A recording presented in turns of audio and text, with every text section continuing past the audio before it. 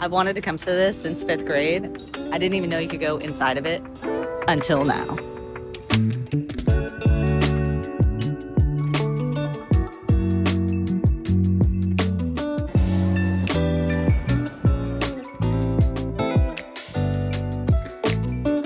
We're about to get on part number 4. I'm so excited. This is way cooler than I ever thought it was going to be.